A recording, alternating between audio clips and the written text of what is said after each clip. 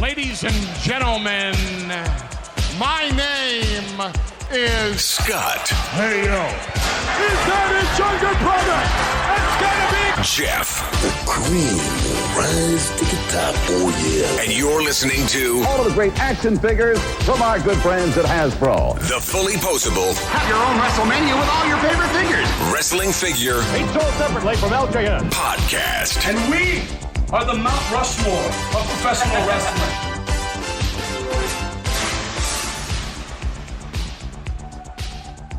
Hey, welcome to episode 263 of the Fullyposeable Wrestling Figure Podcast, longest running episodic wrestling figure podcast going today. My name is Jeff. We are celebrating the 5-year and 1 week anniversary of the show. Sitting alongside next to me is my real life brother, not storyline brother, Scott. Scott, say hello. Hello. Thank you guys for the love last week. A lot of people actually enjoyed Celeste being on, which I was like, I don't get it. Why? Wow.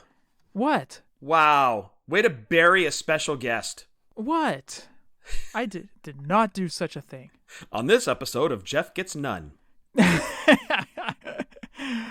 How you doing, Scott? I am doing great. Bankster Barry again this week, Jeff. Going with Bankster Barry, huh? Yeah, it's become another kind of a go-to, like you with Miami Cola. Hitting the Bankster Barry again this week, powering me through the show. And aside from that, I'm just excited for the Rumble this Sunday. I am really looking forward to it. It's basically since '88, it has stood up as one of my favorite Big Four events in the year. I just love the Rumble. I love that it really is that kickoff to WrestleMania season, or that road to WrestleMania, as they say. I really love the Rumble, dude. So I'm just super pumped for it. And I've got predictions on who I think is going to take it. But unless you want to hear them, I will keep them to myself. Who do you predict? All right. Well, since you asked. Well, you set me up for it. Of course I was. I really did. I was going to make you look like a jerk if you didn't ask me. So the favorite really seems on the women's side to be Bianca Belair. And I'm going to go with that. Because what I think is going to happen is there's going to be a triple threat on the SmackDown women's side with Bianca, Sasha, and Bayley. And on the other side of the coin, the Raw side, I can see Charlotte turning on Asuka during their title match against Shayna and Nia to cost them the tag titles, and that's going to lead to Asuka versus Charlotte number 2 at WrestleMania this year. All right. So that's my prediction for the women's side. Okay. Now for the men, I'm a little less confident. I think Big E is going to take it. I know the favorite has been going around, has been Daniel Bryan. I don't see it. I more see Big E getting that Kofi moment from a few years ago. That's kind of what I'm hoping for. And they'll really just have to heat up Big E, and it'll be Big E versus Roman at Mania at some point. Maybe at the next pay-per-view, Big E drops the IC belt. Maybe to, well, Nakamura's a face now, which I'm also very excited about. We haven't talked wrestling in a while. But I kind of fell off the Nakamura bandwagon a little bit when he turned heel. But now that he's faced again, he's got his original music back. I love it. I'm a huge Nakamura fan. Would like to see the IC title go back on Nakamura. I don't think that's going to happen. Face-to-face title changes usually don't happen. So somebody's got to take that title. But I think it's going to be Big E versus Roman at Mania. Big E gets that Mania moment. And they're saying shenanigans. They, of course, the dirt sheets, are saying shenanigans are going to happen in the Rumble. So something crazy is going to happen.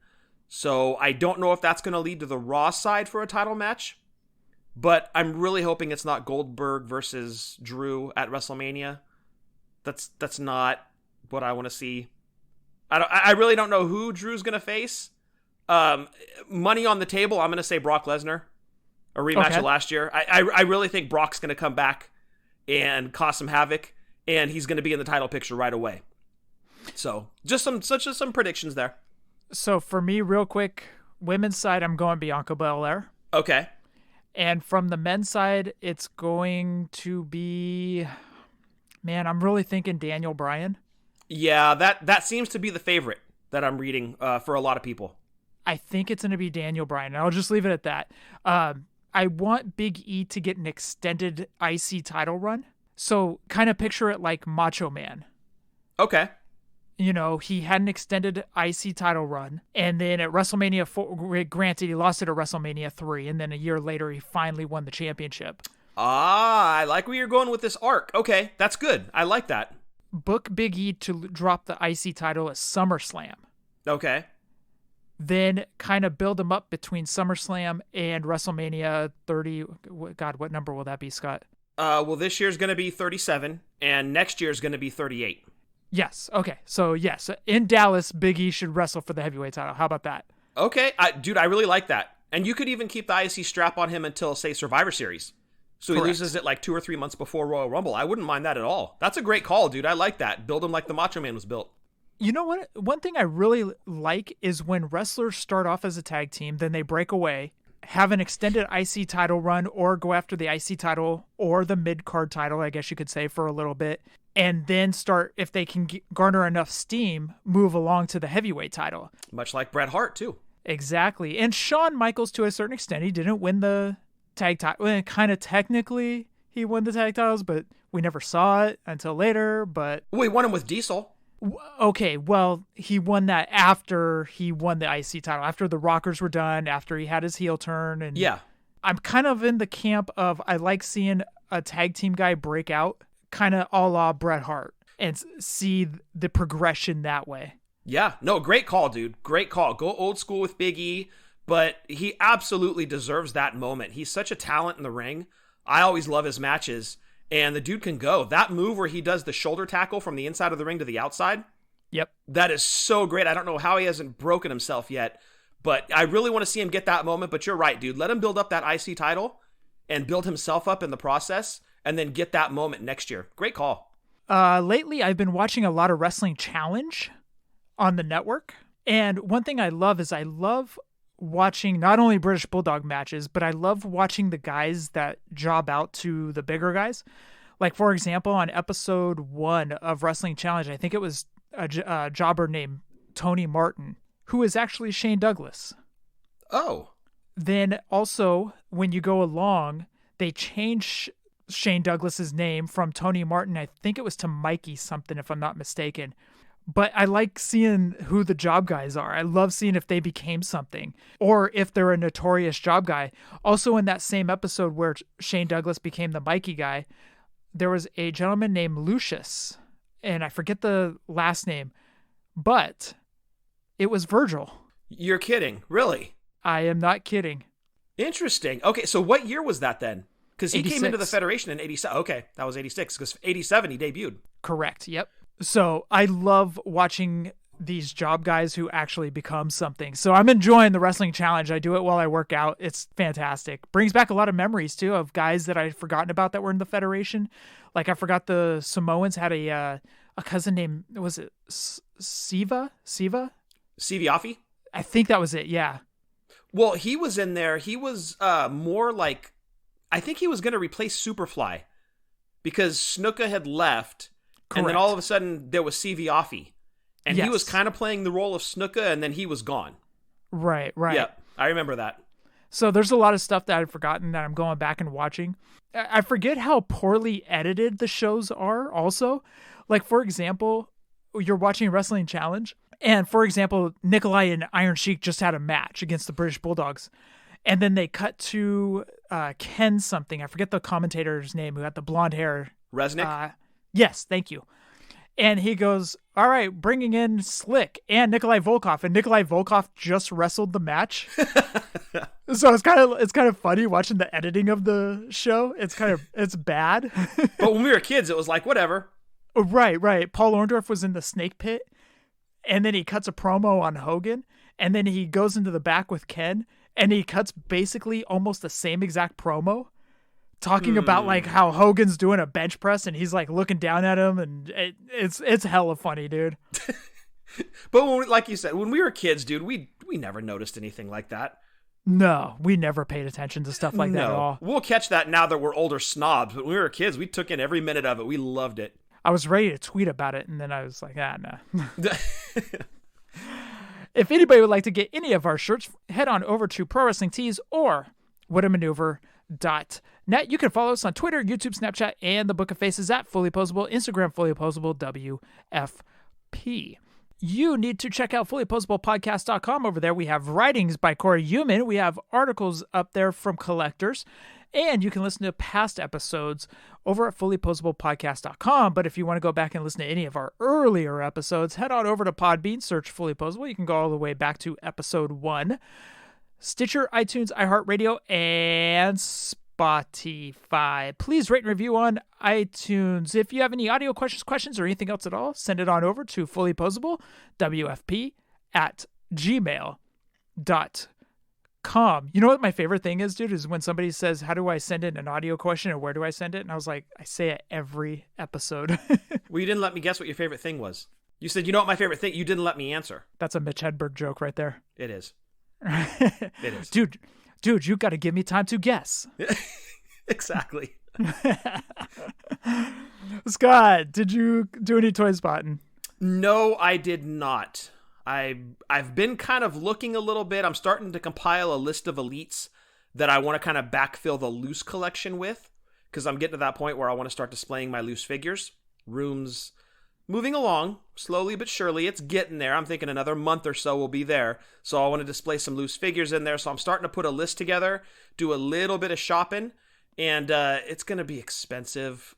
It's really going to be a pricey list, but kind of putting that together and doing some homework on what I'm going to pay for those things. But that's about the extent of my toy spotting. It's been more the finger poke of doom, just kind of hunting around a little bit and getting an idea of what I'm going to pay. But a lot of elites are going to be coming home soon, so I will have a lot of toy spotting over the next few months. Scott, we have breaking news. Breaking news. I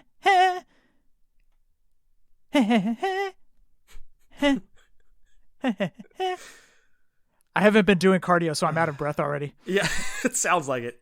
Scott, Toys R Us has closed again. The two stores that were open in Houston and New Jersey have officially closed. Yeah, is that really a surprise? Not one bit. Yeah, it's not the time, dude. It's just not the time yet. No. It sucks, but I read that and it was like, okay. It was like I already kind of grieved. I had that whole process, and maybe one day somebody's gonna buy the brand and relaunch it, and it'll be glorious. But at another time. Now is not the time to flourish. So, R.I.P. Toys R Us yet again. Again. Luckily, this time is not as bad as last time. This time, I think, was expected. Last time was just soul-crushing. Let me see. I've gotten a few things in the mail. Got the Nick Aldis Hasbro-style figure.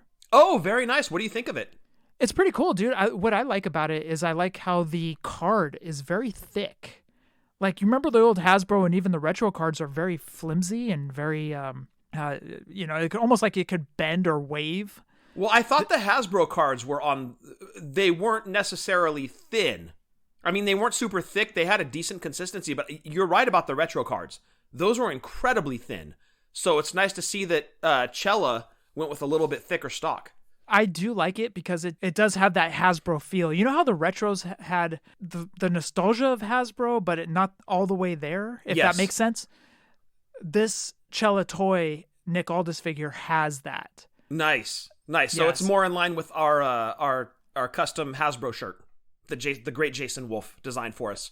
Yes. Nice. Great Jason Wolf, yes. So I did get that. I had to go to the post office last Saturday to pick up my Doc Brown NECA figure. And okay. I told you, that was the last one I was getting. That's because it was the last one I needed. Lies. And I'm not getting any more. That's it. Lies. The cool thing was his mom came over. One of Mom's favorite movies is Back to the Future, and Mom came over Saturday. I showed her. I was like, look at this Doc Brown figure. She loved it. She goes, oh my God, look at the likeness on that. Yeah, it's crazy. It's scary good. Even the scary face or the screaming face where he's like, oh, that type of thing. Yeah, he's about to be shot with an AK. An AK? Yeah. Remember? The terrorists shoot him in the first one with the AK-47? Oh, that's right. Yeah, then they go to shoot Marty and it jams. That's right. Yep. And he was wearing the bulletproof vest. Yes, because Marty warned him. And there you go. Spoiler alert in case you haven't seen Back to the Future yet. 35 years later. So I did get those couple of things. I think that's about it. I'm looking over to my left to see if there's anything I missed. Oh, I'm sure you did. You have boxes coming all the time. Well, the funny thing is we were supposed to see you last Saturday. Right. And so we put together your care package of G.I. Joes and all this stuff. We had the box. And next thing, Mom comes over and she goes, "Oh, here's something from Scott." And I was like, "Oh, I guess we're not seeing Scott?" I thought I told you that. No, you never texted us back, dude. Oh, oops. Yeah, Celeste and I were sitting there with our to-go lunches in a brown bag waiting for you to text. Oh my gosh. Like old people, we were sitting there and we're like, we're just waiting on the text from Scott. Sitting next to your rotary phones. Yeah. Anyways, yeah, we're joking, dude. Sorry about that. We don't have rotary phones. But you did have to go lunches. Okay. We did have to go lunches. PB&Js, you know. Scott, we better jump into the show, man. We have got a mess load of news. Let's talk about it. Oh, you gonna learn today.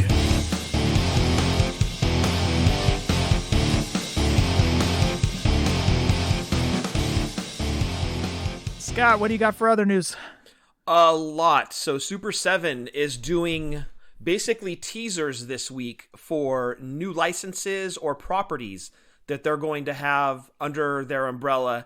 And it's going to basically be Reaction, Ultimates, and the big cyborg robot guys. So they have a ton of new product. So let's get right into it. First, Conan the Barbarian. 2 new figures up for pre-order. They are Ultimates.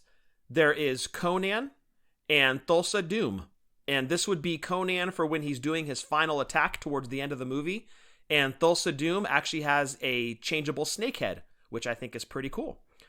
Next up, of course, gotta mention this one, Ghost. They finally did an Ultimate. I've been screaming for it ever since they started doing the Reaction 3 3/4 inch figures.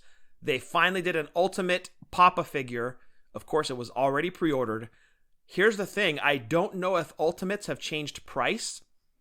I know they used to be $45, but the Ghost Papa Ultimate was $55. Oh. Yeah, on the pricey side. Luckily, there was only one, so I didn't have to buy multiple. But yeah, $55 for an Ultimate. So again, I don't know if that's going to be across the board for all upcoming Ultimates or if it was just for the Ghost figures. So anyway, moving on. Thundercats. They announced the Thunder Tank, and this is going to be in their Ultimate scale. It holds 6 Ultimate figures. Pre-sale goes up February 2nd. Jeff, are you ready for this? The Thunder Tank is going to run you $450. What? $450 for the Thunder Tank. Now, keep in mind this is Ultimate scale. The Ultimates are around 6 to 7 inches tall. So it's going to be a large tank.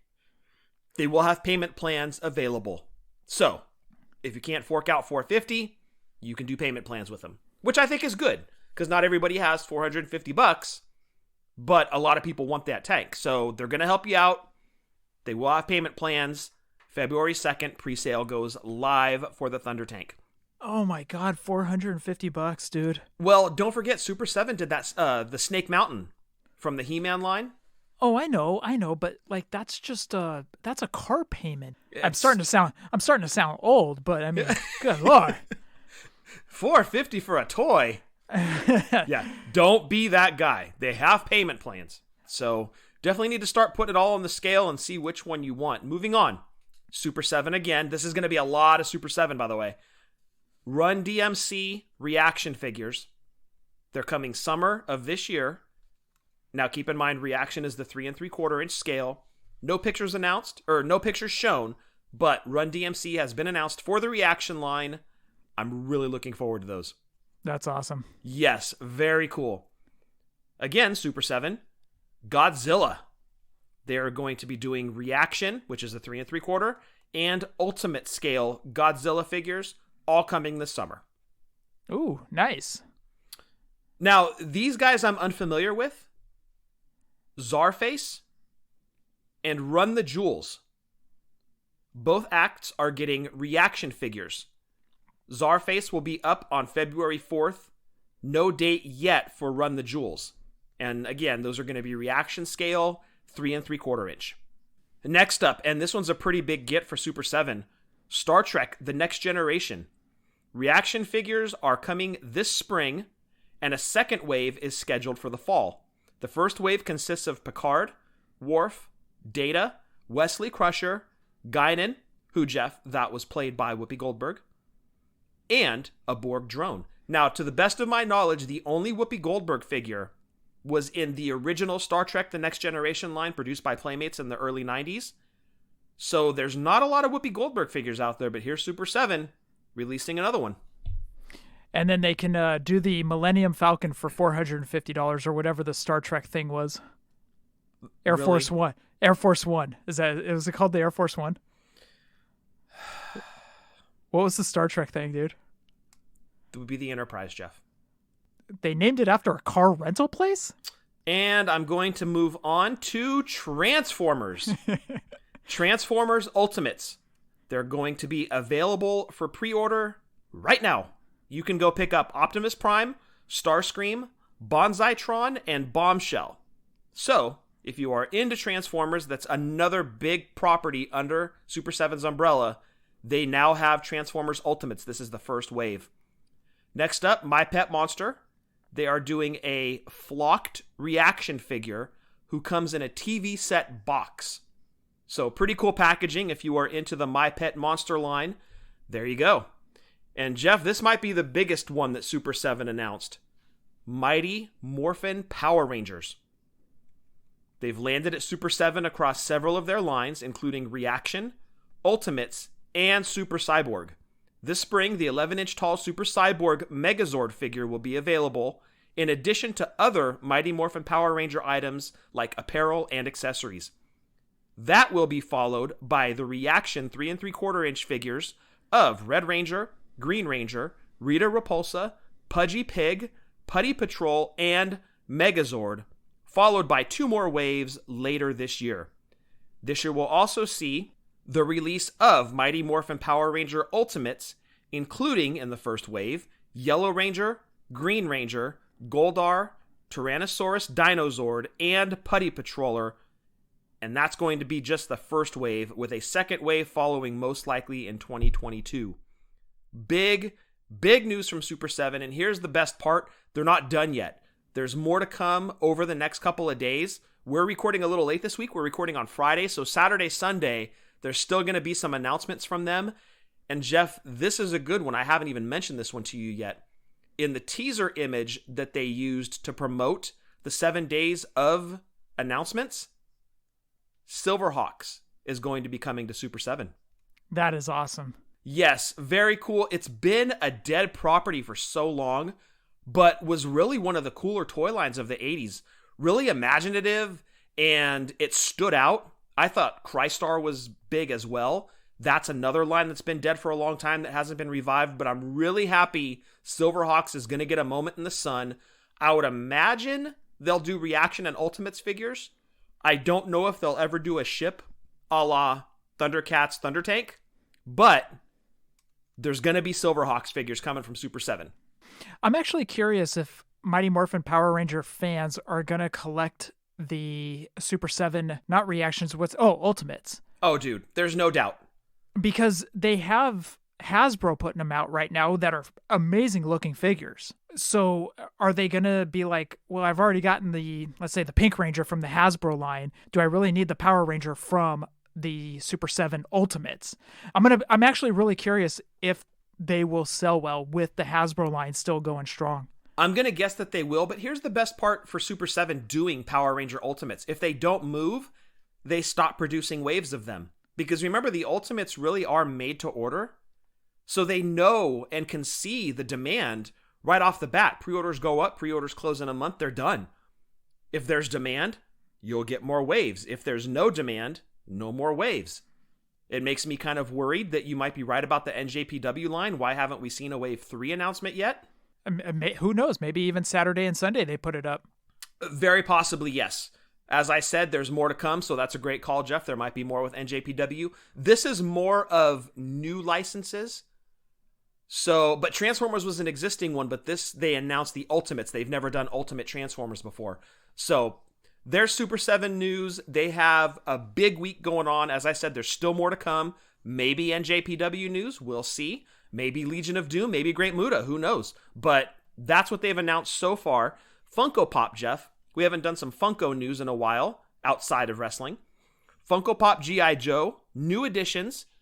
They're doing Snake Eyes, which is the 82 look, Baroness, Scarlet, and Storm Shadow. And there is a Funko Fair exclusive. It's the Snake Eyes 85 look with his wolf Timber. That one I've got to own. I don't go down the Funko road very often. Whoa, what? What? You're actually going to get a Funko. Yes, if I can get my hands on it at a decent price, i.e., I find out when the sale goes live, because as of this recording, I don't think it's gone live yet. I haven't seen any announcements on it. If I can get my hands on it at a decent price, that one's coming home. Look, out of all the action figures I've collected in my lifetime, 46, almost 47 years now, right? All the action figures I've owned, that Snake Eyes 85 is up there with the Ultimate Warrior LJN. If it's not my favorite figure of all time, it's like top 3. I love that Snake Eyes 85. He came with Timber. It was one of my favorite figures to play with when I was playing G.I. Joes in the 80s. Love that figure, so I've got to get my hands on that Funko Pop. Wow. I'm actually surprised. Well, as I said, I don't buy a lot of Funkos. In fact, I don't really buy any Funkos. But that one, I've got to have that one. Sentimental value. You know how that goes. Yes. And Jeff, that rounds out other toy lines. Moving along to WWE. So there's an Ultimate Editions poster that WWE put out. And it was the ones that you could vote on. Remember, you go on to WWE.com, you can vote. They had Jeff Hardy, Hogan, Shawn Michaels, and Ultimate Warrior. Well, they put out the poster. And if you look at the poster, the top line is Jeff Hardy. And the Mattel logo is right in the middle. That is on Jeff Hardy WWE Armageddon 2006. So these are the ones that are coming out. If you look next line, Hulk Hogan, the Mattel logo is on the Nitro debut of Hogan. So WrestleMania 9 didn't win, and I forget what the other one was that was up for the vote, but Nitro debut won. If you look down below, there's an Ultimate Warrior. I forget which 3 that you could choose from, but the one that the Mattel logo is on WrestleMania 6 Ultimate Warrior. And below that, Shawn Michaels, the logo is on the King of the Ring 1990. Was that 5 or 6? I believe it was 95. 95. King of the Ring, Shawn Michaels look. So if you look, the Mattel logo's dancing on each image. So now here's an interesting thing. If you look at the Shawn Michaels and Ultimate Warrior, it says that the Shawn Michaels is due out in spring of 2022. Scott and I have been wondering, has that contract been signed? As of this recording, there's still no word if that contract has been extended. We hope it's been extended, but Steve and Bill are planning for figures in 2022 past the contract expiring on 12/31. Yes. Now, remember, I think they said that it takes like 8 or 9 months to do a figure. A little bit longer. It's like, well, they can push one out pretty quick. Right. So something is going to have to be in place by, say, May, June at the latest for them to even consider making that Shawn Michaels figure. Correct. So I'm hoping within the next few months we have some clarification. Yes, Mattel keeps the license, or no, Mattel doesn't keep it. WWE is shopping it.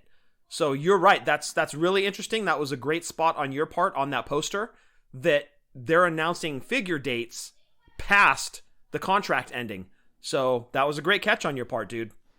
Thank you. Well, Steve had talked about that before. He says that they have lines already out to mid to late 2022. So it doesn't sound like they're slowing down. And usually around this time, Jax was starting to kind of pump the brakes and kind of starting to halt things a little bit. And things were getting missed. Things were looking bad. But Mattel is still pushing out figures that are going past 2021. So yeah, that engine's still going no matter what. They're not stopping on any sort of speculation. They're just going to keep it moving, and I respect that. Also, Chelsea Green basic was shown off. She will have a variant. Chelsea Green will come in a light purple outfit and a black outfit. One will be the variant, the other will be the regular. Going back to those Ultimate Editions, Jeff. Sure. You had mentioned that the Mattel logo, it seemed to indicate which one had won. Like you mentioned, the Jeff Hardy Armageddon, the Hulk Hogan Nitro debut, King of the Ring 95 Shawn Michaels. I'm really disappointed in the fans if they selected Ultimate Warrior from WrestleMania 6. Do we need another one? Thank you. I was about to go Chandler on that one myself. Do we need another Ultimate Warrior from WrestleMania 6? The answer would be no. So I'm hoping that that's just a weird coincidence when they released that image, that's just where they put the Mattel logo. It didn't indicate a winner or a loser or anything. It's a coincidence. That's where the logo was placed. But if you look at it, it does really seem to indicate that those were the winners. And me personally, I don't want another Ultimate Warrior from WrestleMania 6. We have so many. I don't know that they could top what they've already done. And honestly, they just did that Ultimate Warrior Royal Rumble figure that came with the quote-unquote battle-damaged head. Yeah. What are you going to do to dress up the WrestleMania 6 one? You're going to give us an alternate head like you did with the Royal Rumble figure. That figure also included a title belt. Granted, it was the IC belt, but they would just basically sub in either that same IC belt and the world title, so you get 2 belts, some hands. There was no jacket, so you can't dress up the figure with the jacket. It would essentially be the Royal Rumble Elite in Ultimate Edition packaging. So hopefully that's not the case, but I'm just saying we don't need another Warrior from WrestleMania 6. We really don't. The fans were like, damn it, I missed the Jakks Classic. All right, hopefully I'll get it from Mattel. Crap, I missed the Elite Legends. I'm with you, dude. I was really disappointed that WrestleMania 6 won. I mean, obviously it's a vote, but at the same time, it's like, this is, to my knowledge, this is the 3rd WrestleMania 6 Ultimate Warrior? Yeah. Since Ultimate Warrior figures have been made? Yes. Like you, I'm really disappointed. We'll see how it turns out, but I've got the Elite Legends, I've got the Jakks Classic, I'm good. I don't know what they would do to really sell it. You know what I mean? Like, what are you guys going to do to it that really dresses it up, that makes it stand apart even from his Royal Rumble Elite that just came out? I don't know. I don't know what they do. Moving along, now we are getting into AEW, and this will take a little bit. Per Jeremy Padawer, he said, quote, on Twitter, "We hear you. We want more of you to be able to get your hands on chase and rare figures starting in a few waves. We will increase the chase and rare numbers to 5,000 and 3,000 units. So no longer will it be 500 and 1,000. It will now be 3,000 and 5,000. Okay, so I wonder if anybody that has sold their exclusives or their chases, I wonder if the value is going to go up or if the value is going to go down, because obviously there's more numbers of later exclusives compared to the first few series.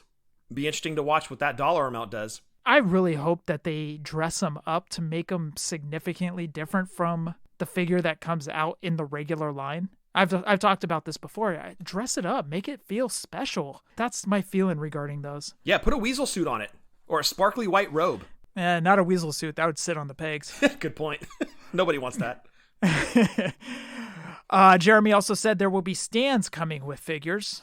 And quick snapshot, Amazon had a listing for unmatched figures. We talked about that last week. This snapshot said with Darby Allin, and this said, quote unquote, LJN figure. Jeremy has been known to write the occasional love letter to LJN, so something to keep an eye on. Absolutely. So let's go over to what was unveiled for AEW figures. Unrivaled Series 4. Ortiz, he will have overalls. The extra Ortiz head will come with braids. Inner circle t-shirt, extra hands, 1 black glove, and I think it was a red, I think it was the Puerto Rican flag glove, if I'm not mistaken. And he comes with a flip-flop. Santana, 2 heads, and a Homie the Clown type sock. Do you remember that, Scott? Yes, because Homie don't play that. Looking at the Ortiz, I'm thinking that might actually go into my top 10. AEW might crack my top 10 this year. You're kidding. Wow. Okay. The Ortiz is fantastic. Both heads on it are fantastic. All right. Well, I would imagine Darby Allin was going to be the first one to break it. Well, considering Cody Rhodes is in every single line, I was thinking there's a good chance Cody might have a chance, but... You know, at this point, they should just include Cody in every single series. Like, it's not a series of 6 anymore. It's a series of 5 plus Cody. Kenny Omega, another Kenny. He'll have silver tights and a vest, a black vest. Cody, 2 heads. Throne Breaker cloth t-shirt, soft goods. Cody will have a 1 of 1,000 where it'll be in the gold tights, tattoo on the neck, and a Nightmare t-shirt. Oh, that neck tattoo. Yes. First Cody figure that's getting the neck tattoo. Matt Hardy, he will have a long red and black jacket, which already AEW Jazzwares has topped WWE Mattel's Matt Hardy figures. Yeah, that figure is outstanding. We should probably add in the caveat that these are the figures shown. We'll see what we get on the pegs, because... Correct. Yes. We've learned that with Jazzwares. Things do change. Yes, we know things do change between test shots to prototypes to renderings. Things do change. To TV commercials. TV commercials. Series oh, 1. Yeah. Oh, good call. Good call. The Chad Gable syndrome, as we call it. Absolutely. So Matt Hardy will have a long red and black jacket. Matt Hardy will have the 1 of 500. It's an all black outfit, red and black hair. And Sammy Guevara, jacket, sign that says "Hit Me Up," which is absolutely hilarious. I thought that was a great accessory, and sunglasses. That's a good looking Sammy figure. AEW Series 5, the back of the Luchasaurus. Well, there's already one figure. The back of the card was shown off. Scorpio Sky and Kazarian were shown with tag titles, but it's just a regular snapshot, like headshot. It's not a picture of the figure or anything. It's just a headshot. Moxley. Hangman Page is getting another figure. Luchasaurus and Jungle Boy.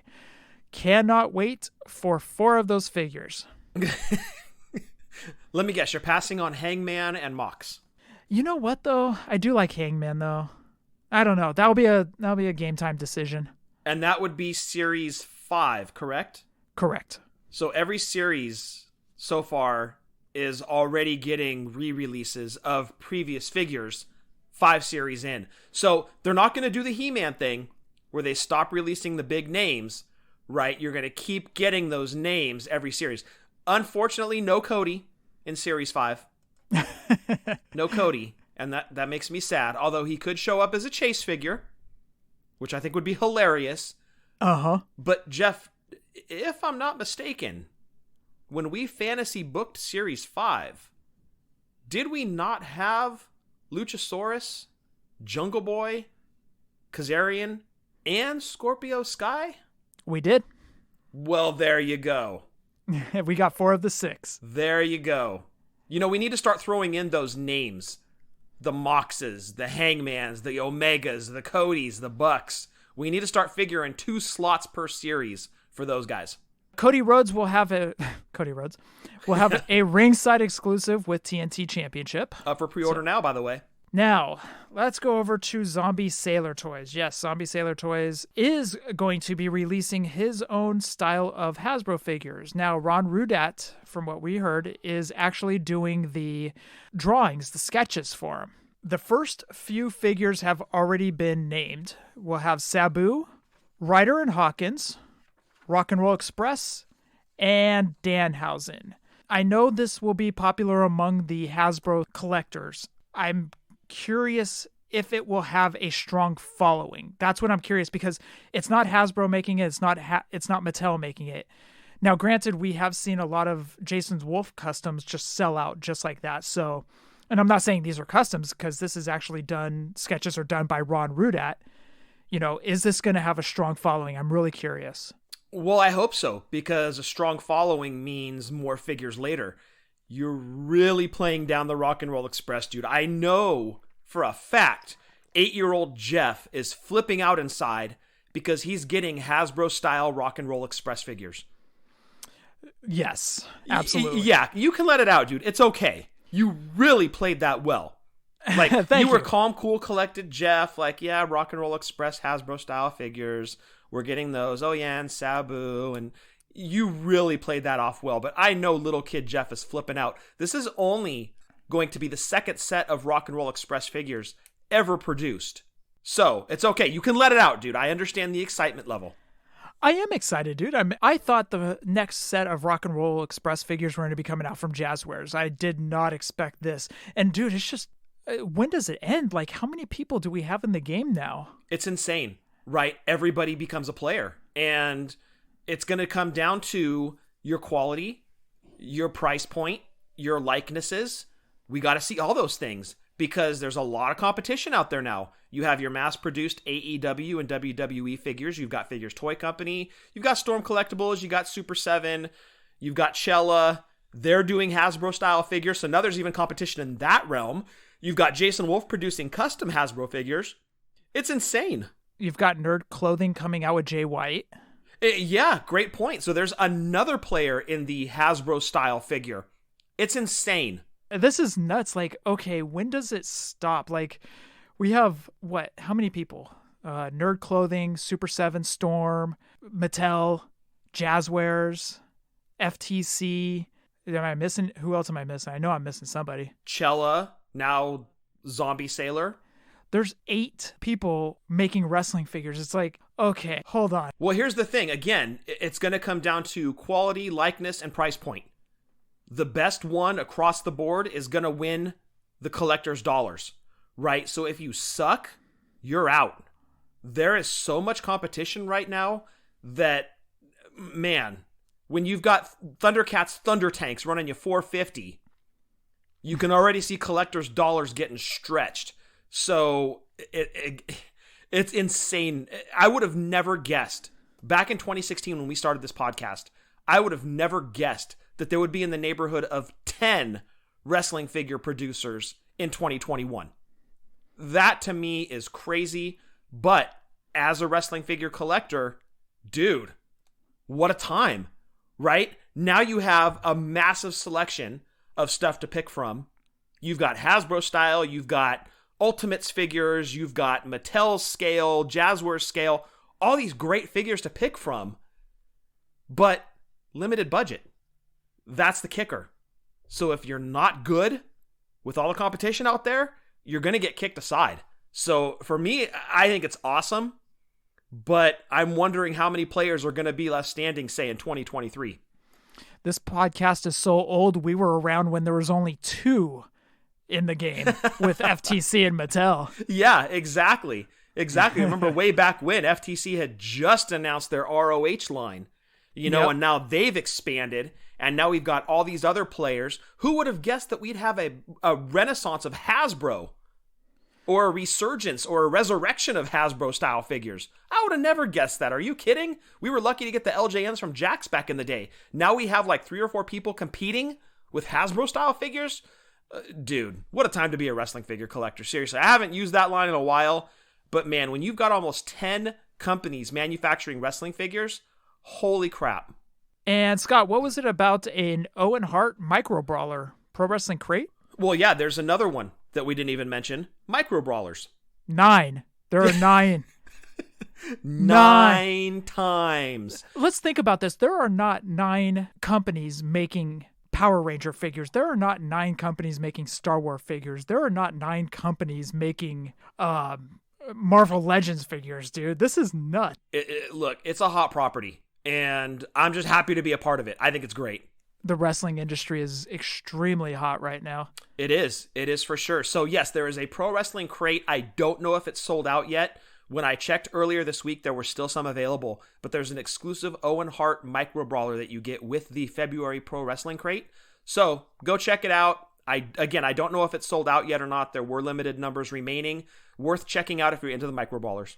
And just for fun, I threw this in today, being January 29th. Hasbro announced that Sasha Banks will be getting a figure based off of her character in The Mandalorian. I thought that was kind of cool. It'd be even cooler if it was actually Hasbro old school style. Ooh, I like it. But it's not. Of course not. No, never mind. And Travis Fowler actually sent us a thing earlier, Jeff, where Sasha Banks is doing a signing, a virtual signing, but she's only signing her real name. She is not signing Sasha Banks. She'll sign WWE items in addition to Star Wars items and photos, but she's not signing Sasha Banks. She's only signing her real name. Interesting. Yeah, so thank you to Travis Fowler for that piece of news. When is that? I don't remember. Oh, way to be on it, Scott. Sometime in 2021? I saw the signing too, and I didn't pay attention to it. Thank you. I'm sorry, Travis. I saw the signing. I just didn't pay attention to when it was. Scott, that is it for the news. I told you guys we would go long, so we're going to end the show with listener. We've actually got quite a few listeners that we got to sneak in. Let's go talk to them. And I just want to hear from my people. Tell me, can I hear from my people? I just want to hear from my people. And I just want to listen. Scott, first question comes in from Keith, a.k.a. Baracus, the independent wrestler out in the Midwest. He says, what are some of the hardest figures you guys had trouble finding? Of all time. Of all time? Well, obviously the LJN black cards. We had to go through the wrestling ring back east, and I believe they were in Pro Wrestling Illustrated. They ran their ads. So we actually had to mail order, let's see, it was the black cards along with the Heart Foundation. So there were actually some standard blue cards that we weren't able to find here too, because our Toys R Us never got in the Killer Bees. For some weird reason, they never got in the Bees. They actually cut it off, I want to say around Series 4. They just stopped getting them in. So we had to get quite a few of them off of the wrestling ring. So those were impossible to find out here. Luckily, we found that ad in Pro Wrestling Illustrated. We lucked out with the Hasbros having Castro Village Toy Shop, because the owner would call me when they'd get new product in. I'd go in, crack the case, take what I needed. He'd put the rest on the pegs. I would guess probably the Bad Boys Jacks with Stone Cold. We hunted a lot for that one. We hunted a lot for the tag team series, Legion of Doom. Hunted a lot for the tag team Jack's Classic Superstars. You know, I remember those figures being easy to find. Which ones? The Road Warriors and the Bad Boy series, because we found the Bad Boy series. We cracked open that case. Yeah, but we were at Toys R Us every day looking for them. So we just happened to be there on the day they got in a case. But I mean, we were hunting hardcore for those figures. Okay, to be fair, we were always at Toys R Us hunting. Well, yes. Back in the day when we had way fewer responsibilities, yes. We were at Toys R Us like every day hunting those things. But again, had we not been there every single day, we would have missed out on them. I also lucked out finding, as I had mentioned, those Jack Class Superstars 2-packs, the tag teams. I lucked out finding those because I just happened to be at Hayward Toys R Us when they got, or I'm sorry, it was Dublin Toys R Us when they got a shipment in of them. Otherwise, I would have missed out for sure because LOD is always the harder ones to find. Trying to think of some other ones. The Hardy Boys Double Slam 2-pack. Yes, thank you. I saw that only one time. And luckily, I've told the story a gazillion times. I had the fangirl scream when I found them. But that was legit the only time I ever found them. And that was constantly stopping off at Toys R Us even after I found them. So never found them after that one time at KB Toys at Bayfair Mall. And then obviously, and Keith and I were actually having a conversation the other night. By the way, it was good talking to you, Keith. Really enjoyed our conversation. But the Harley race set. Oh my gosh. The unicorn, yes. Yeah, we never saw that out here. I was constantly checking both Walmarts in San Leandro. On the weekends when I could, I was heading out to Pleasanton. Never saw them. Union City, Fremont. I was constantly going out there. Never once did I see that Harley race set. Same here. And you know what's interesting? I was noticing this when I was kind of searching for figures the other night. I just kind of got a bug to just start seeing if there were any cheap figures or something I wanted to buy.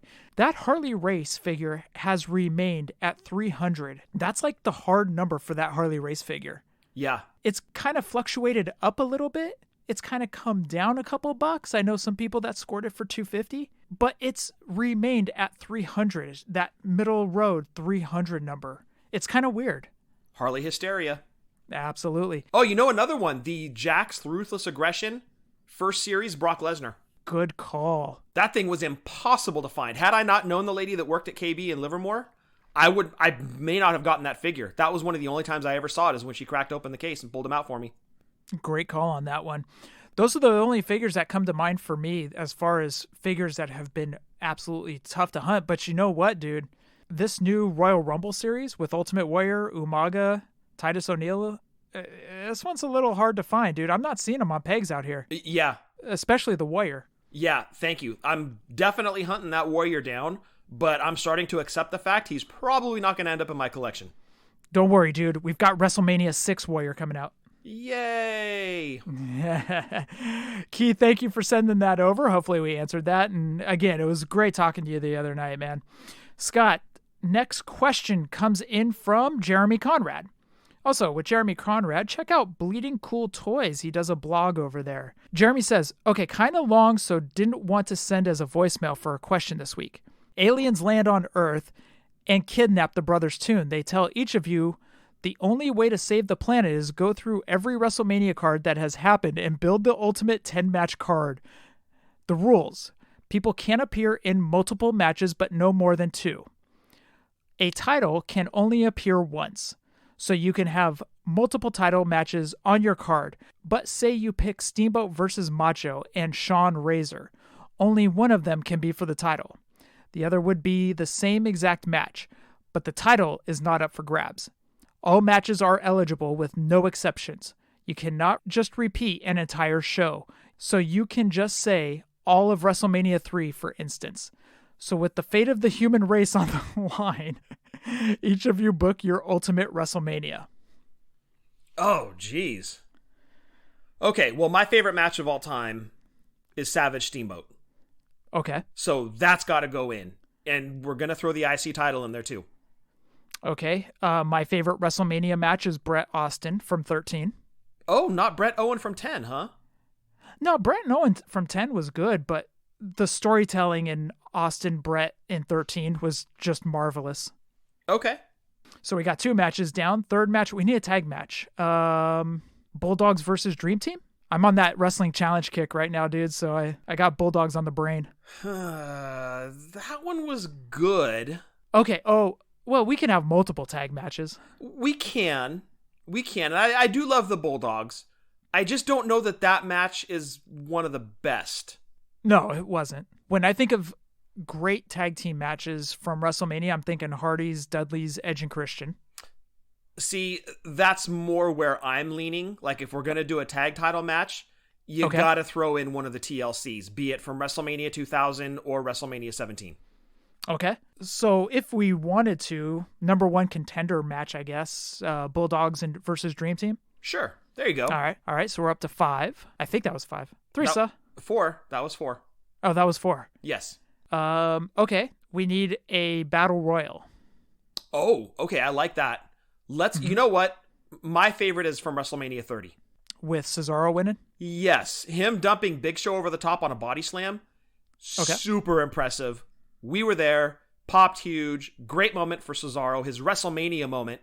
So I'm going to go the battle royal from 30. Okay, so that was 5. We need 5 more matches. How about CM Punk versus Jericho at 28? Okay. Like a grudge match type deal? Well, yeah, for sure. Okay, because we're outside of the heavyweight title. We don't have any other belts to play with. Okay. So heavyweight title matches. Are you going Hogan Savage? No, I don't think so. You know what? I got it. WrestleMania play button. Roman versus Brock with Seth Rollins cashing in.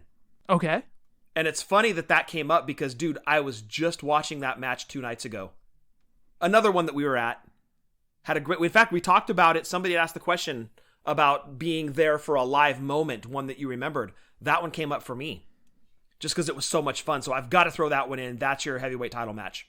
Actually, you know what? Let's throw the television title. No, because it wasn't WrestleMania. Never mind. Yeah, television. Where are you coming from with that? Come on now.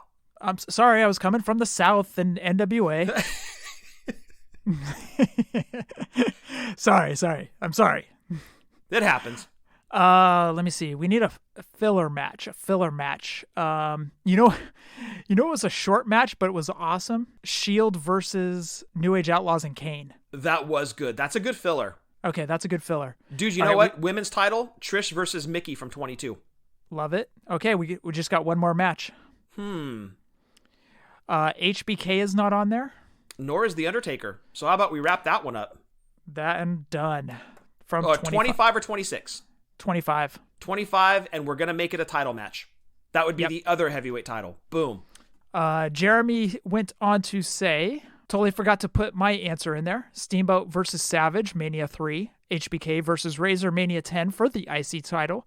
Boneyard match, Undertaker versus AJ Styles from 36. That's actually a good call. Bret versus Owen at 10. Hogan and Andre for 3. At 3. Ladder match for tag titles, Edge, Christian, Hardy's, Dudley's. Daniel Bryan versus Batista versus Orton for heavyweight title at 30. Charlotte versus Sasha versus Bayley for women's title at 32. That was actually a good match. That was a great match. End of an era match, Undertaker versus Triple H in Hell in a Cell. Great match as well. From 27. Main event is Hogan versus Rock from 18. Oh, yeah, absolutely. Oh, dude, yeah.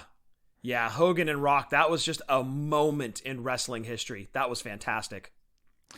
Thank you, Jeremy. That was a lot of fun. Scott actually had If I Could Play It Today on his list to want to do tonight, but with all the news and the listener, we didn't think we were going to be able to get to it. So yeah, maybe next week, because it was going to be a fun one.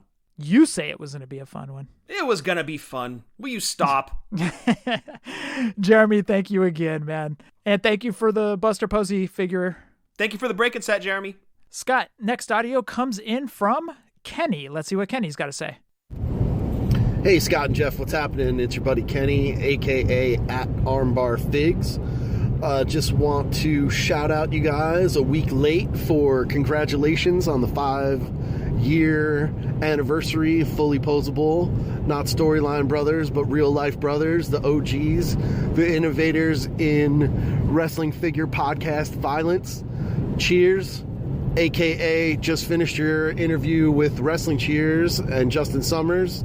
I've been a big fan of that guy for a very long time, thanks to AIW in Cleveland, Ohio, and I would live in New Jersey, and I would read Twitter, and I would find Wrestling Cheers, known as the Ohio Indie Report back in the day, but I ain't here to talk about none about that. I heard something last week that made me very troubled, that Jeff said that he would skip purchasing a Goldberg figure and then have FOMO about it. Come on, Brett. I thought you were a Hitman fan, Jeff. Real Hitman fans don't need Goldberg figs in their fig feds. And real hardcore Brett fans don't have room for Shawn Michaels in their fig feds either. At me, at Armbar Figs, let's talk about it.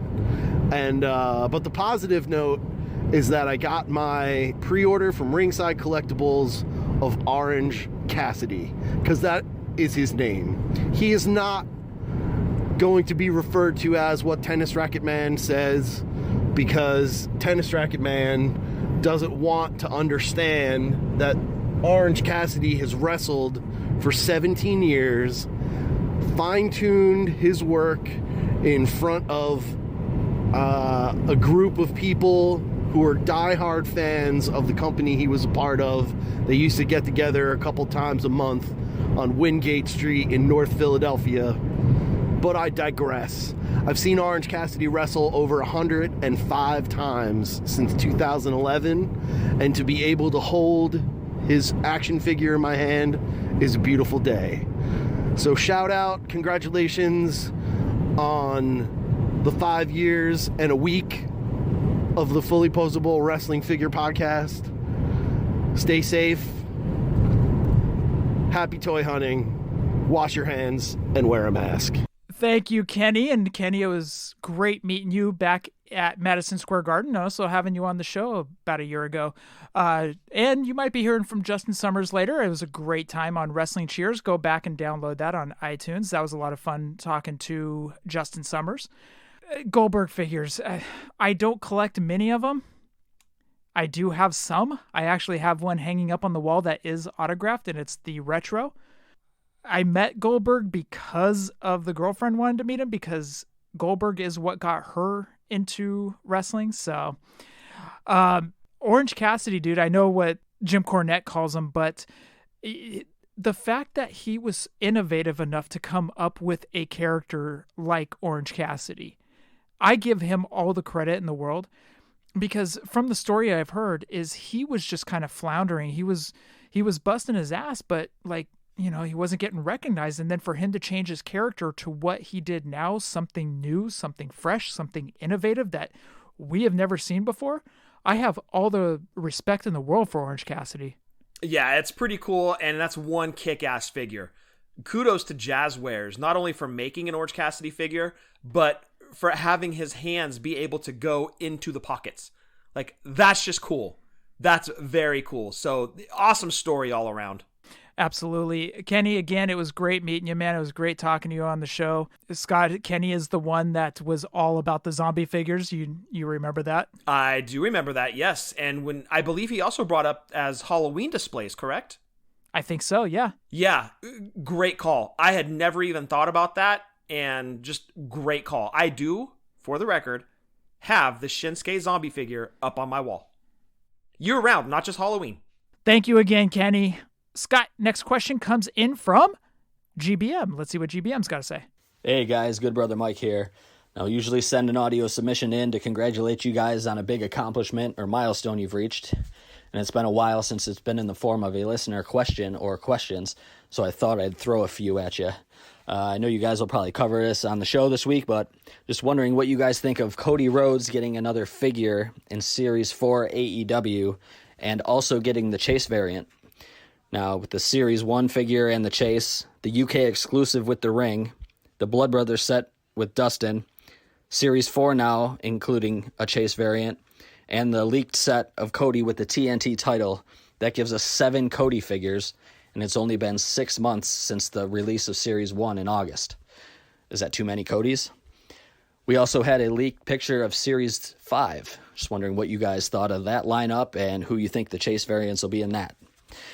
Now, with the sneak peek at Series 5, they've only had 2 females in the entire line so far. I was just wondering if you guys think they would benefit more if they had a female in each series, kind of like what Mattel does with their elites.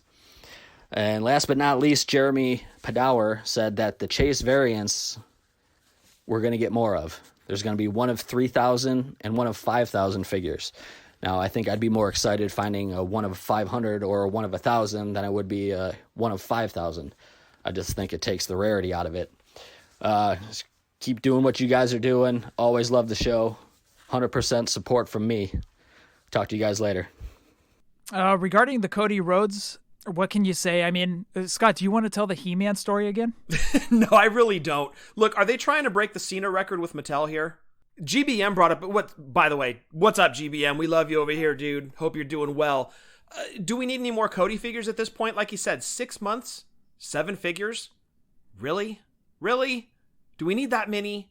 Britt Baker's already poking fun at it. She has a few times on Twitter. Maybe pump the brakes on the Cody figures. It's insane. Like, they've done everything but make his dog.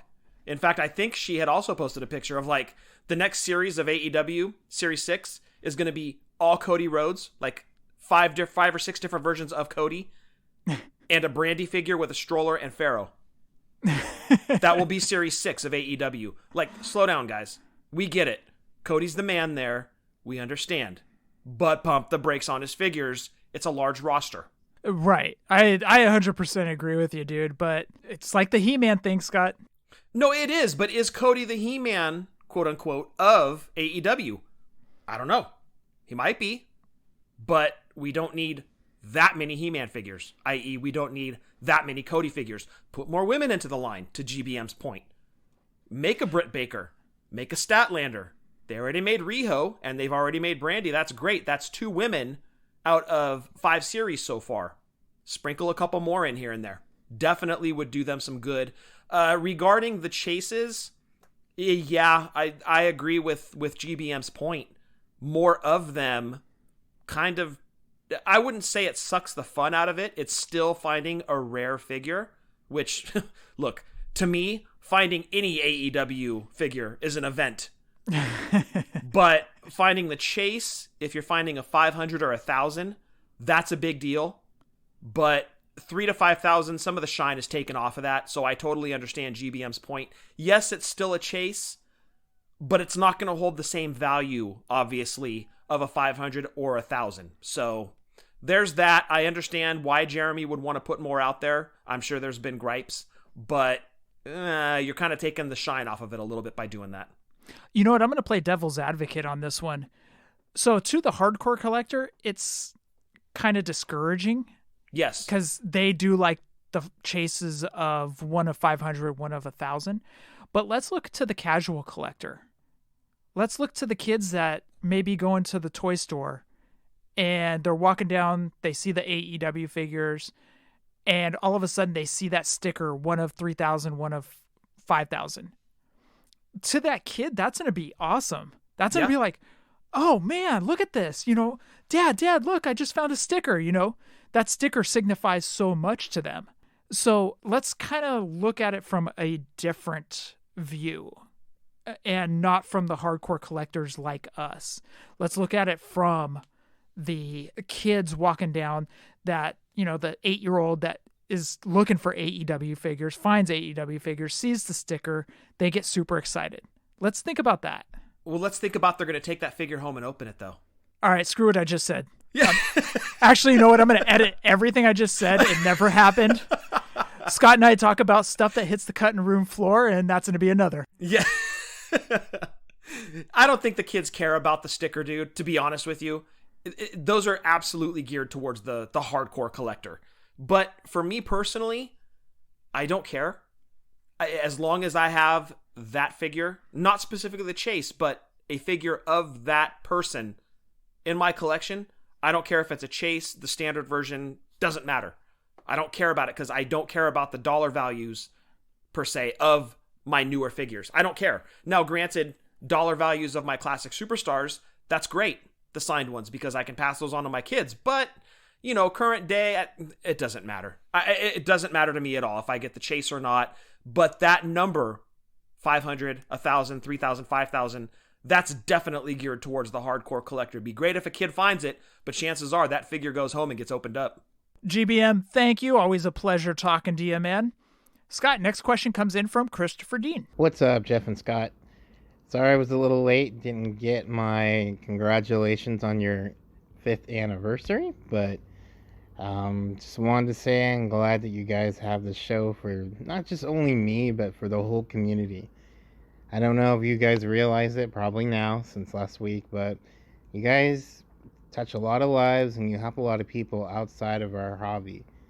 And from the bottom of my heart, I just say thank you. You guys have been there for me through different, bad times, and I just appreciate everything you guys do for our friendship and for the other friendships that you guys have discovered in the last 5 years. So thank you very much.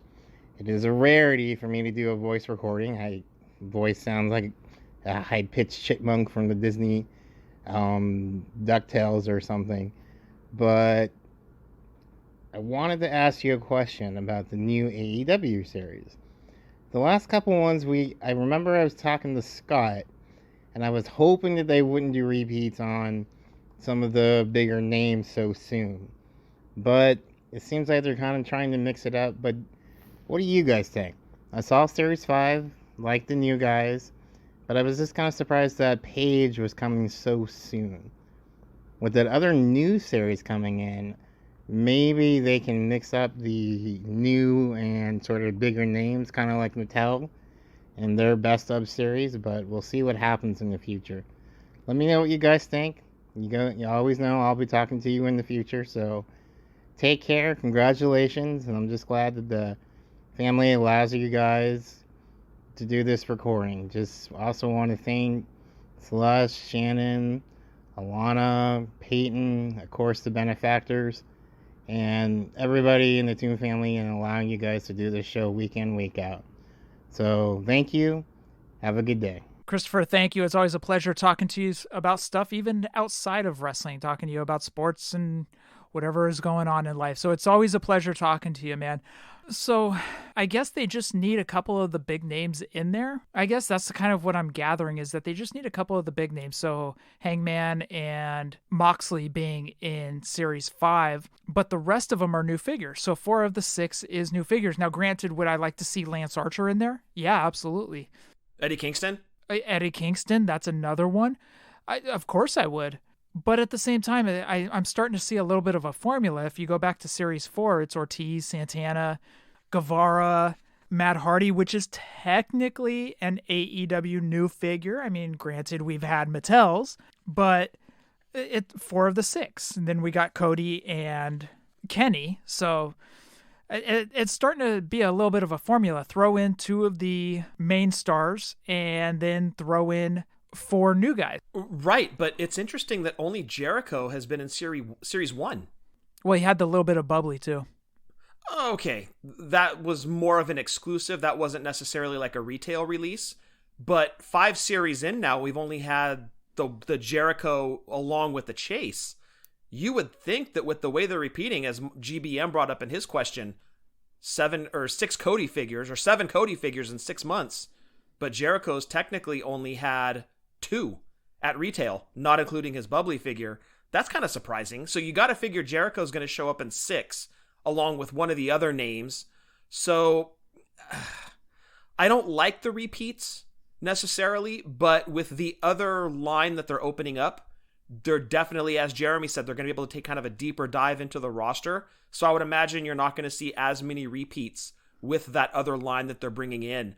And Christopher, thank you for always reaching out. It's always, as Jeff said, it's always great talking to you. In fact, today we were kind of talking about other figures that have had, as you mentioned with Sasha, Jeff, getting the Mandalorian figure. Who else has had a wrestling figure and their persona not as wrestling, but as another figure, not necessarily made by another company? Like, take The Rock, for example. The Rock had a ton of figures by Jax, but then Jax also put out a Scorpion King figure. Hulk Hogan and Thunderlips?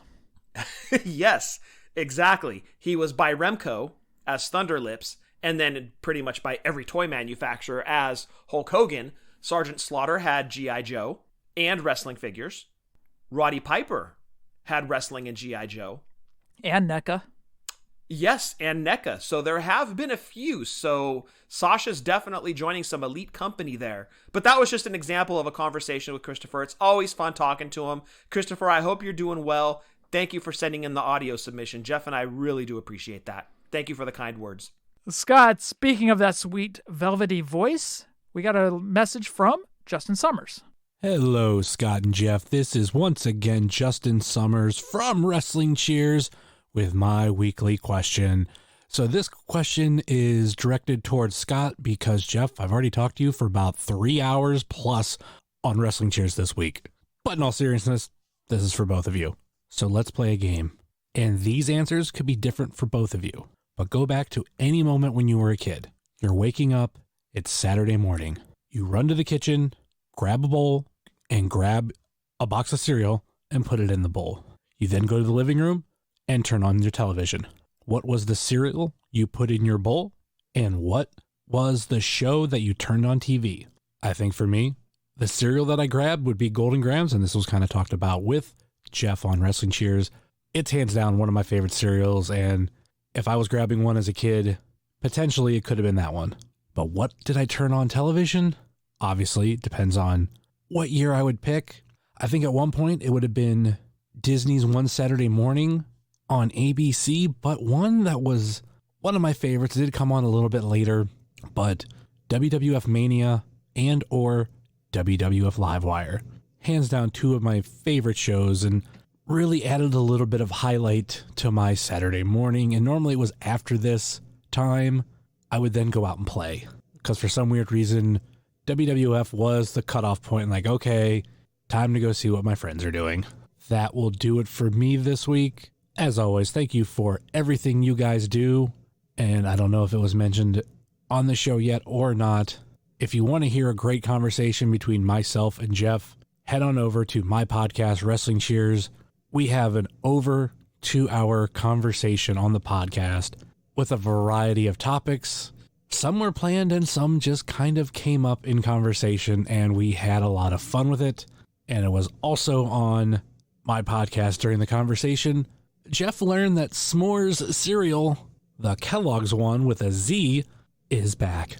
It was fun having you on, Jeff, Scott. Hopefully one day we can plan it to have you on. Have a great week, you guys. Have your pets spayed or neutered, and I will take my answers off the air. Later. Thank you for that, Justin. And yes, I promise you will definitely get me on there. If not solo, Jeff and I together. I definitely look forward to coming on to the show for sure. Let's see. Cereal in the bowl. I'm going to go... There's a couple. Smurfs, Mr. T, G.I. Joe, or and this is a weird one, Kix. Yes, you loved Kix. Kix.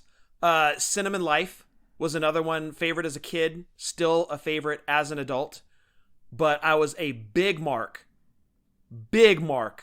for the brand cereals that had a character tied to it. As I mentioned, Mr. T, Smurfs, G.I. Joe, any of the Pac-Man cereal. I had to have all of it. Loved it. And as Justin mentioned, s'mores. That was another cereal that we loved. We did have s'mores as kids, dude. We did? Yes, we did. I remember because I hated marshmallows, but I didn't mind them in the s'mores cereal. Now, I don't remember the ones as kids. I just remember the Kellogg's one from 2002. Yes, so there was s'mores when we were kids as well. I don't remember that. Yep. But I was a big character cereal. Like, we'd go and they'd have a new one. Mom would pick it up for us. The cartoon on the television almost always was Super Friends. That lasted until, or Superpowers. That lasted pretty much until 85 or so. Like early to late 85 when we started watching wrestling. Probably early 85. Then it was 10 a.m., Channel 2, Superstars. And that was a game changer because that was all the way until, 92, I think? 92, 93? No, it went past that. I think it was like 94, if I'm not mistaken. 94, 95. Okay, so yeah, almost 10 years. 10 o'clock was mandatory viewing WWF. So for me, that was the routine. Wake up Saturday morning, bowl full of Mr. T cereal, put on Superstars.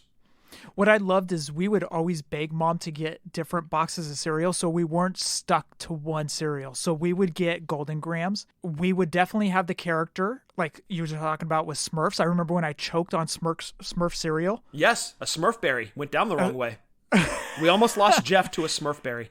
I blame Gargamel. That's actually a true story. Fruity Pebbles, Cocoa Pebbles were definitely high on our list. Oh, dude, do you remember how pissed Mom would get when we'd open multiple boxes? Oh yeah, they're gonna get stale. No. If you let us eat them instead of dinner, we would. In place of dinner, how about we eat bowls and bowls of cereal? How about that? How about we get bigger bowls? That actually ended up happening too. Now, did you tell Justin about Goddammit Gail?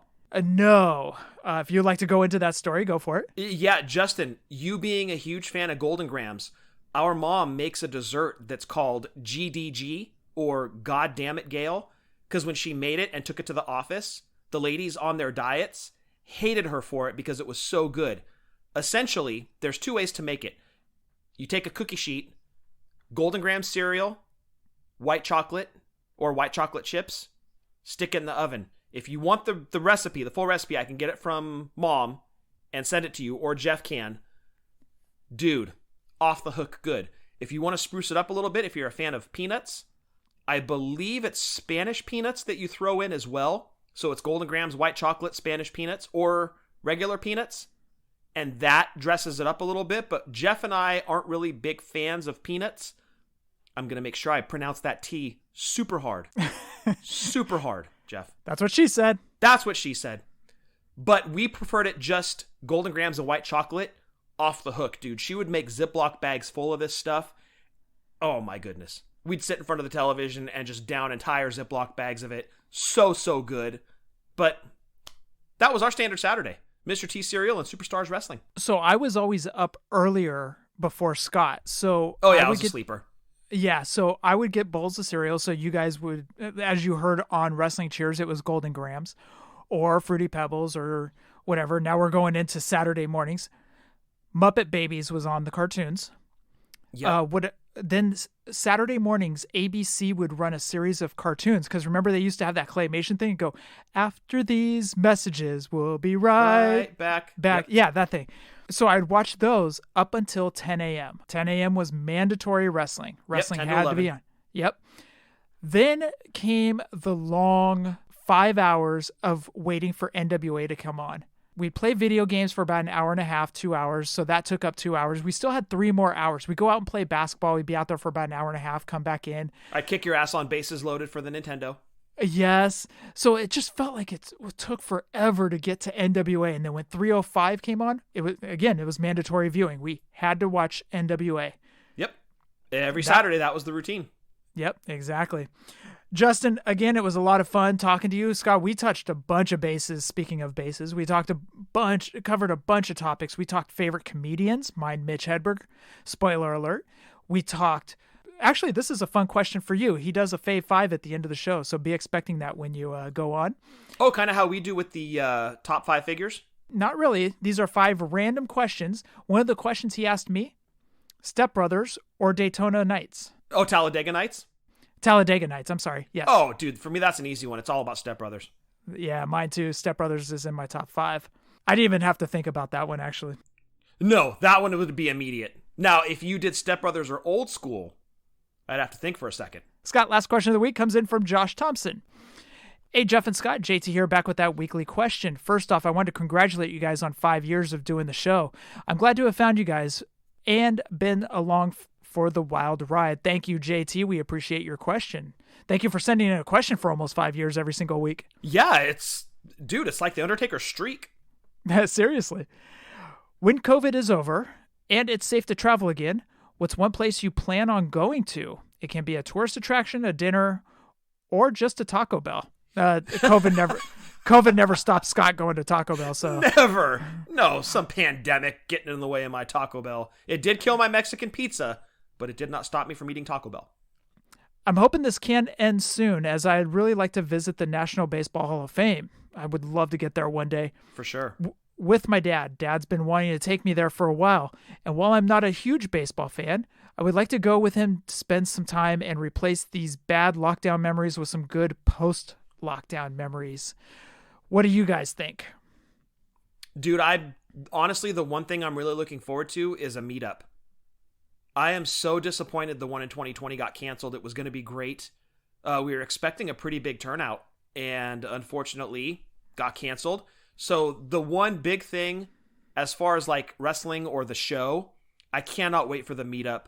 As far as Shannon and I going on a vacation, I would love to go to Vegas, but ideally, like ultimate wish, I want to go back to NOLA. I know I harp on it so much with Mania. I'm really hoping 40 goes there, but that's a little bit too long for me to wait since we know where the next 2 or 3 WrestleManias are going to be.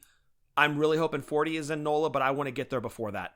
I really cannot wait to go back to NOLA. It is hands down easily my favorite vacation spot, and I would love for Shannon and I just to go there, be it for WrestleMania or not for WrestleMania. I can't wait to get back to NOLA. For us, I would love to go back to Vegas, as you said, obviously. Maybe even Disneyland. I had such a great time at Disneyland when I went about a year ago for Celeste's birthday. Yes, good call, dude.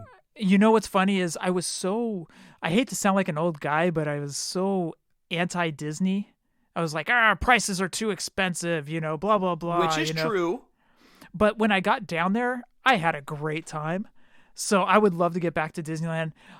Honestly, my sights are set on Dallas. I can't wait to get to Dallas. I can't wait to hold the meetup at the Gentleman's Church, Vinnie Paul's Gentleman Church. What? Kids are coming, right? Where the kids are going to come, yeah. Yeah, Celeste said that last week. Celeste working blue. No, but seriously, I cannot wait to get to Dallas. Because as of right now, I don't have any plans to go on any vacation. Although, man, some of these Vegas hotels are dirt cheap. Man, yes.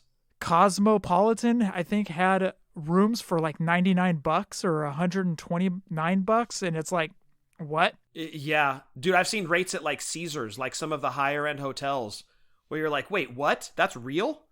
Right. Like you never see these kind of rates. You think you're getting a spam email that like, just enter your credit card here. Wait a second. Wait a second. But seeing these prices for Vegas, you're so tempted, but at the same time, you're just like, nope, can't do it. Nope, not going to do it. Yeah, not yet. Not yet.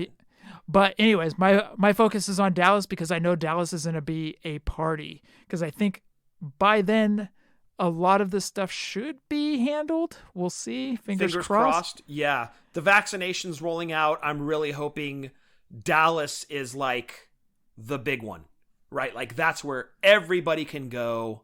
And I'm really looking forward to it too, dude. I can't agree with you more. The next meetup is just going to be hugs, high fives, brothers, and it's going to be awesome. We're going to be comparing scars from the shots in the arm, that type of thing. Yeah, exactly. What were your reactions to the vaccination?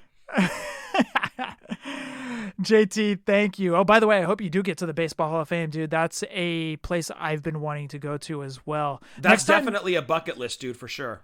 Next time WrestleMania is in New York, I don't know how far Cooperstown is from Manhattan area, but I think I just may bite the bullet and just do the trek and just go. I'll go with you. It could be 3 hours, it could be 4 hours, but I just need to do it because that's one place I need to go to. Agree. I'll go with you, dude. We had a lot of fun on that Yankee Stadium tour.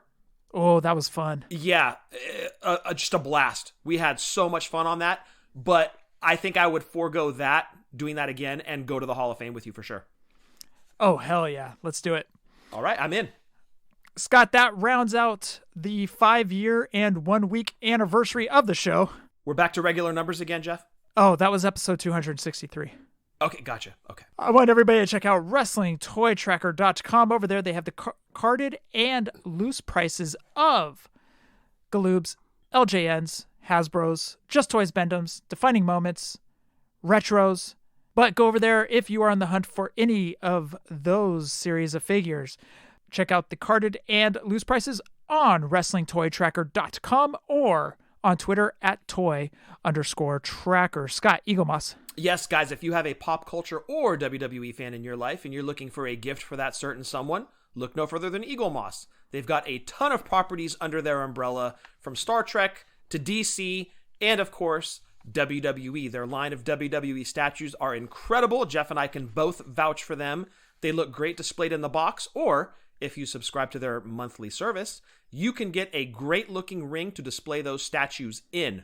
Again, head over to Eagle Moss on Twitter at HeroCollector_.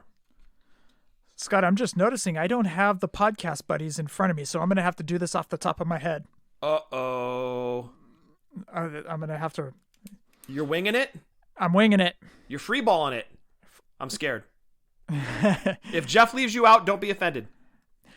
I want everybody to check out Breaker and Bane Power Hour, as well as Breaker's It's Fake, right? Breaker's interview side project, where they have independent wrestlers in, and also guests of other podcasts, which I will be on. I've actually recorded 2 with Breaker, and I'm looking forward to hearing those. So check out Breaker and Bane's Power Hour and Breaker's It's Fake, right? Also, I want you guys to check out the shows that are put out by Doing the Favor, one on wrestling figures, the other on sports. I'm actually enjoying the sports one. I enjoy hearing their takes. They have some hot takes and some actually really good takes. But also, I want you to check out their website, doingthefavor.com, where you can find the SKUs, UPCs that link up to BrickSeek and Pop Finder. So again, doingthefavor.com, and check out their show on iTunes. Steve and Eric from Positively Pro Wrestling Podcast. Their last show was the 1992 Royal Rumble. Scott, one of the most infamous Royal Rumbles. It really is. It really is. That was Ric Flair's shining moment in the WWF. Moment. Yes, moment. I think one of his failed moments was he didn't produce the pictures of Liz that we were all waiting for at WrestleMania 8. Dude, I had my lotion ready and everything. That's disgusting because I was sitting there watching that with you. I muffs, Jeff. I muffs. Anyways, I want you to check out Positively Pro Wrestling Podcast with Steve and Eric. Also, you heard from him earlier, myself and Justin Summers on Wrestling Cheers this past week. It was a lot of fun. It was over 2 hours talking about a bunch of stuff, talking about favorite comedians, talking about sports, just covering the gamut, and had a lot of fun with Justin. Again, Wrestling Cheers on iTunes. We want you to check out Ringside Rant with RJ. A lot of fun listening to him give his take on wrestling. Also, Marty and Rucker, Boot to the Face. Myself, Eric Arana, and Roy Lucier do a podcast on the Lucha Central Network called Lucha Libre Figures and Facts. And Scott, Drunk Wrestling History. Go. Yes, give us a follow on Twitter at wrestling_drunk. We do a twice-a-month podcast. Sometimes it's weekly, sometimes twice a month. Kind of all over the board. Anyway, check us out again on Twitter at wrestling_drunk. Our new episode that just dropped is Taboo Booze Day, where we let our Twitter followers choose which of 4 topics we were going to discuss. Zeus, Right to Censor, Daniel Pewter, or Eugene. I'm not going to tip my hand as to which one they picked, but that is our latest episode, Taboo Booze Day. Again, wrestling_drunk on Twitter, where we're not always accurate, but we are always drunk. Also, I don't want to leave out at all our good friends, Seth, Sheena, and Marco over at the Chick Foley Show. I told you I don't have my list in front of me, so I'm doing this all off the top of my brain. You're doing well so far, Jeff. Thank you. I appreciate that. As I said, I don't want to leave them out at all. We appreciate you guys, and we appreciate the audio you guys sent in. That was awesome. Thank you so much. Also, check out our buddies, Marty and Sarah, and you guys as well. Thank you very much for the audio. And every single day, Ryan Buds does trivia with Buds on iTunes. Scott, roll call. Yes, first and foremost, the great, the amazing Jason Wolf. He of incredible artistic talent, be it drawing or making custom Hasbro figures. Gotta give him a follow at The Art of Jason Wolf. He's doing great things with those figures. I can't vouch enough. Those Road Warriors he did, they are what Hasbro should have done back in the day. Or if the NWA/WCW had done those types of figures, those are the figures I would have wanted to play with way back in the day. He does great work. He's done Owen Hart, Zeus, Hogan and Macho and Tuxes. He's done the Red Rooster, Ric Flair, of course, the Road Warriors. There's more to come. You gotta follow his social media to keep up to date on his newest releases. Again, Art of Jason Wolf. Give him a follow. You will not be disappointed. And last but certainly not least, Jeff, I want to throw it out to my buddy, your buddy, everybody's buddy, Tim, on Twitter at @AChairShot. His podcast is coming soon. His new podcast, Pulling Up a Chair, where he focuses on the wrestling figure collector community.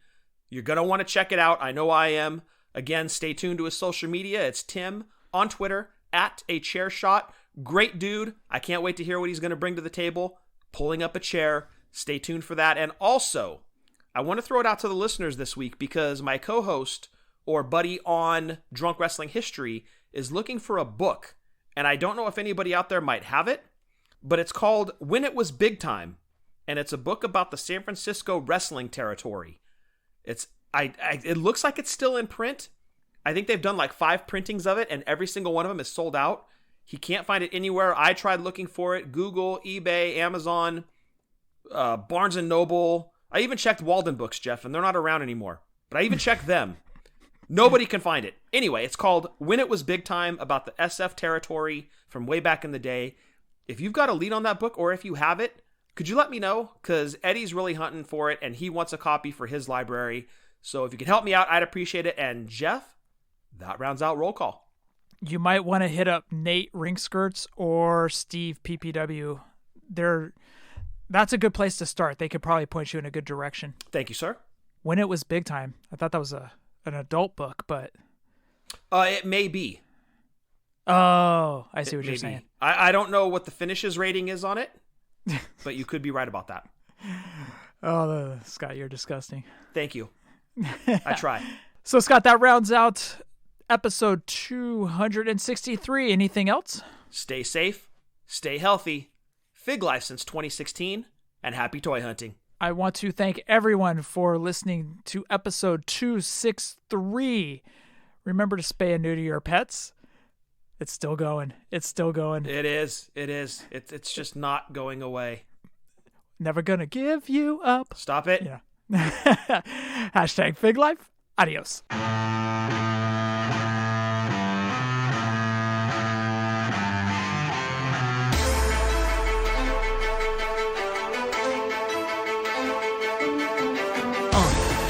Yeah. Fullyposeable. Let's go. Jeff and Scott, the Toon Brothers, busting out the ring, but we don't take it out the box. MOC. Happy toy hunting. We'll see you next week. We're the OGs of WFP. Fullyposeable, thank you all for listening. It ain't no storyline, real life siblings. So everybody go and do your toy spotting. Hashtag Fig Life, adios from the Kings.